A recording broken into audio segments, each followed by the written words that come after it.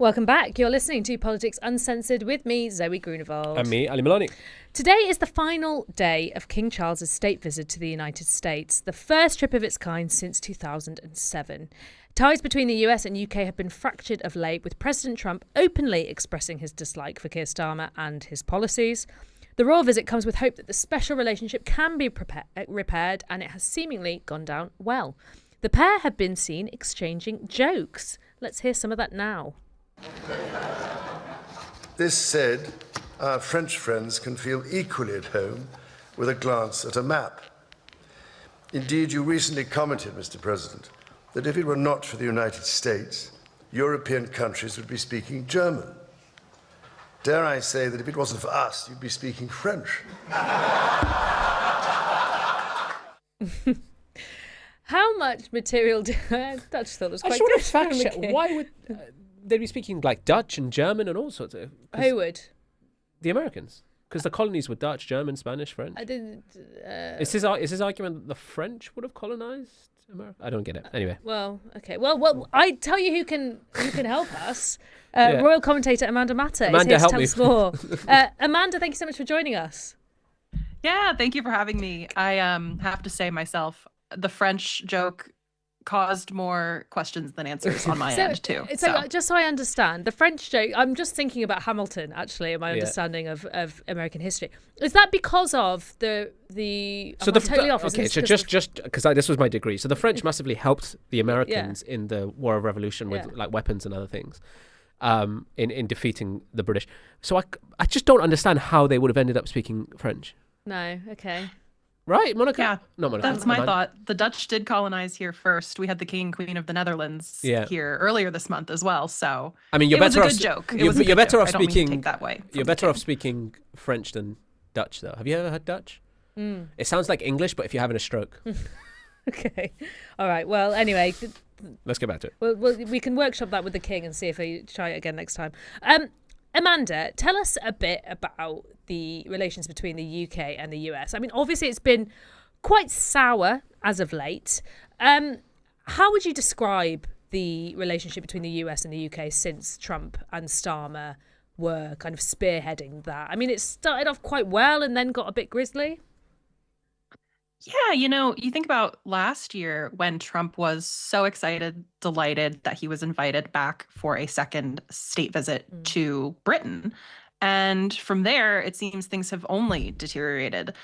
He has taken to Truth Social and news broadcasts even to call Keir Starmer out for, essentially cowardice. He called him no Winston Churchill. We know also he has a great love for Winston Churchill, which is a bit ironic. But yeah, it seems to stem from Trump wanting Britain, who have long been American allies, to support his military actions, especially now with this war in Iran. And it really took, unfortunately, someone like the King, who is not a politician himself, he's not a policymaker, to appeal to Trump's love of royalty. He is an Anglophile. I don't know whether he extends that to being a friend of Britain more broadly, which kind of is the point of these state visits. But that's where the King saw it necessary to, I think, step in and pay a call himself on this week's visit.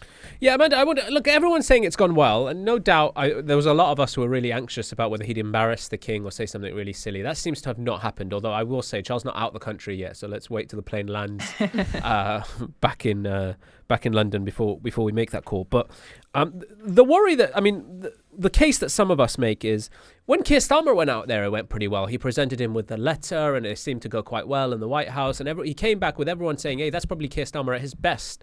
But then, Donald Trump's strategy seems to be, what have you done for me lately? So could this have any real kinds of impacts, or will it be nice for like 10 minutes before he needs something from us that we don't give and then he tweets from the toilet again?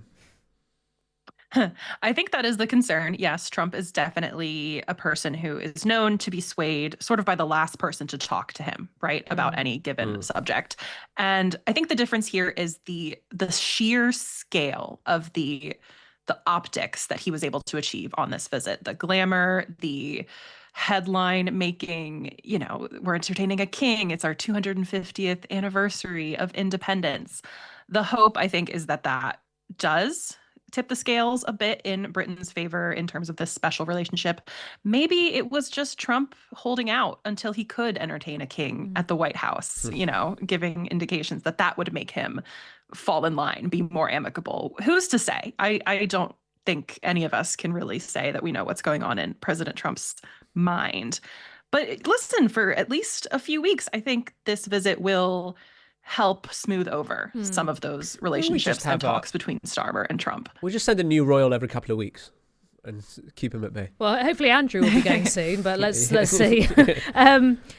Well, they have a friend in common, don't they? Andrew, well, indeed. Well, I want to talk to you about sort of American perception of the king, because here in the UK, it's so mixed, as I'm sure you know. So some people are really, they really love the royal family. They love the kind of pomp and the ceremony, and they're very big on royal protocol. So, who handshakes first and how low you curtsy and all those kind of things. Whereas there's another group of us, and I think Ali and I probably fall more into this category, which we find all of that a little bit eye-rolling and a bit tedious. And I've noticed that there was quite a lot of unpicking going on social media of various ways, and historically as well, various ways Trump might have offended, the Queen or now the King with his kind of mannerisms, or, maybe not following royal protocol in the way he should have done.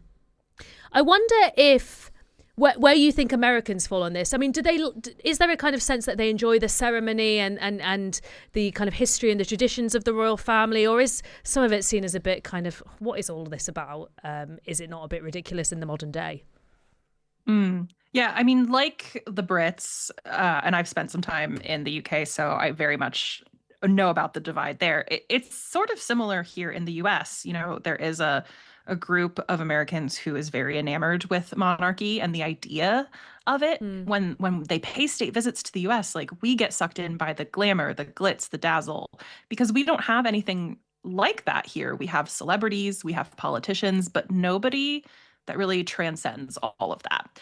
And then there is, I would say, another group of the population, might be a bit bigger, that is either completely unaware of what goes on with monarchy. And, that's around the world. That's not just Britain. But also this visit this week, it could not have come at a stickier time in terms of the state of the US right now. The cost of living crisis, fuel prices going up, that's everywhere. But right now, we also have to deal with the Trump administration dismantling a lot of the foundational parts of our society. The Supreme Court rolled back voting rights this week.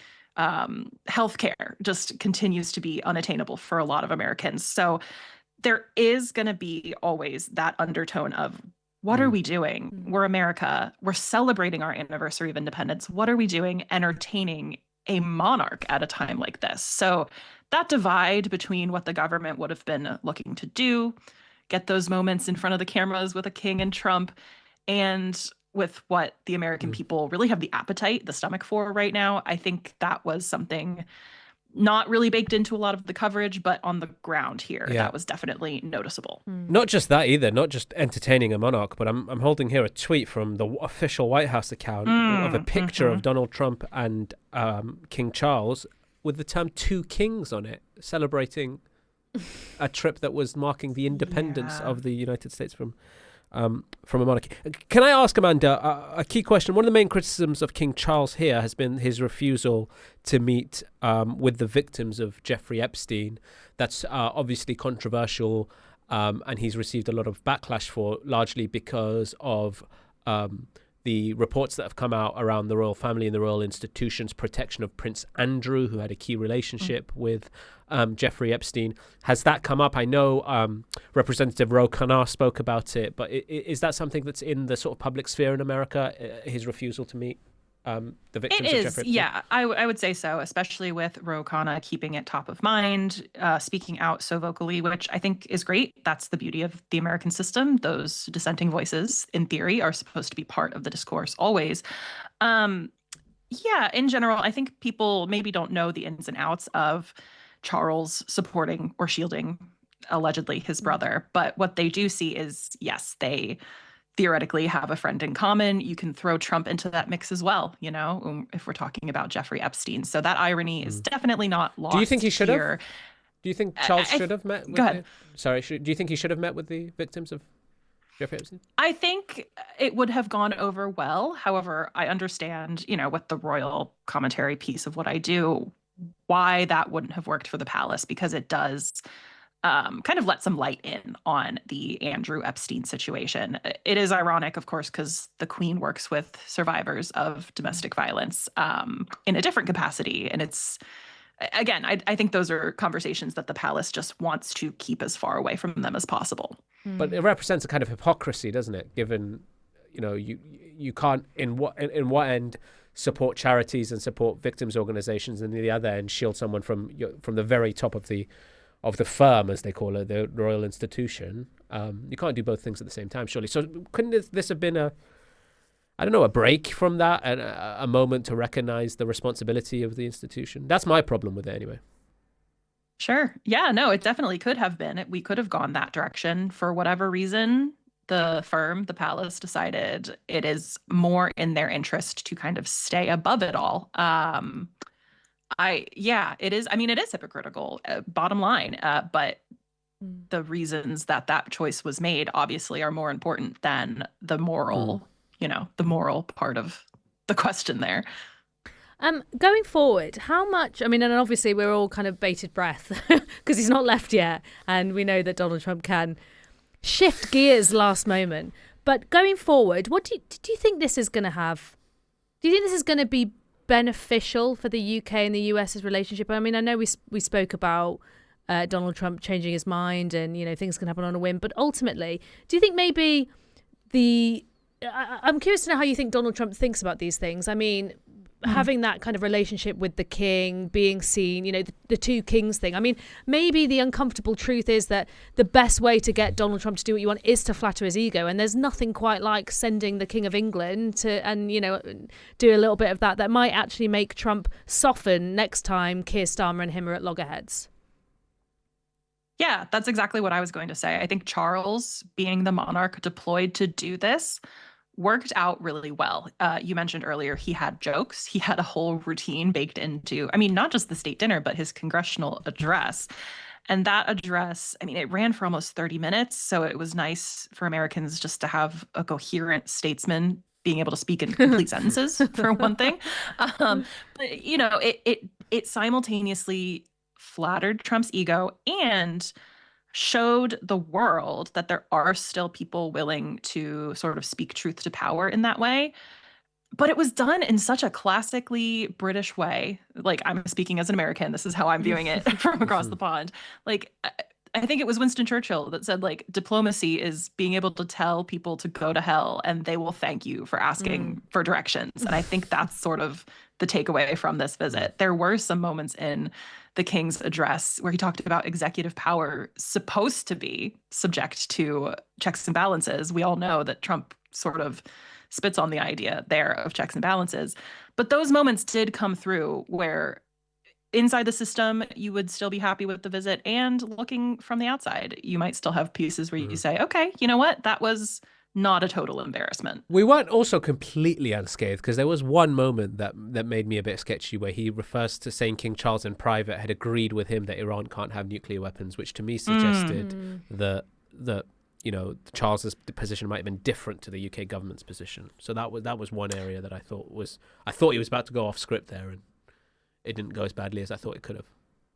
Yeah, I believe the palace responded to that, basically reiterating, we fall in line with, I think it was NATO's position on these matters, kind of scrambling after the fact. But that was the only real. We call that in Britain, at least up in the north, squeaky bum time. We were all like, oh, here we go. But it didn't quite work out that badly. Yeah, the protocol breaches, tapping the king or even the queen I saw on the shoulder, or trying to pull Charles in for that very aggressive, dominating handshake. Those moments I think can get smoothed over much easier than statements like that, implicating Britain in nuclear conversations without authorization. So if that's the only thing, the palace has already responded to it. I hope, like you said, there's nothing else before they land. Charles also met Zohran Mamdani. Did you see that? They shook hands and Zohran talked about returning the diamonds, the Kohinoor diamonds. Saw that. Amanda, that's all we have time for, unfortunately, but you've been fantastic. Thank you so much for joining us. Oh, thank you for having me. Thank you for looking after our king as well. You can keep yours. We don't need him. Okay, you insist. That was Royal Commentator Amanda Matta, and you can find Amanda on TikTok and Instagram at Matta_of_fact, which is That's a great name. Absolutely great TikTok handle. So thank you so much, Amanda. We'll speak to you again shortly. You. Ali, I think ultimately it was a success, wasn't it? The King's visit. Yes, I mean, it was a success insofar as it didn't go badly, but trust me, it's not going to make any kind of political difference. So like all the sort of like the royals and the press are all like kind of laughing about it and being like, is this what royal diplomacy is all about? It's not going to achieve anything, because the moment that Donald Trump doesn't get what he wants from us, he'll just switch back to being Donald Trump. And I remember very, very vividly, we spoke about it on this show together, when Keir Starmer did quite well in the White House with the presentation of the letter and that entire trip. And then as soon as he doesn't get what he wants, he lashes out. Okay, that's it from Politics Uncensored today. Join us next Thursday at 5 p.m. where we're going to unwrap the local elections for you. It's going to be a big week in politics again. You can stay up to date with the show by following at Politics Uncensored UK on social media, where you can find me at Ellie Maloney Live. And you can find me at Zoe Grunewald. If you've missed any of today's show, you can listen back and catch up at fubarradio.com or via the Fubar Radio app. Thanks for listening. We'll see you next week for another episode of Politics Uncensored.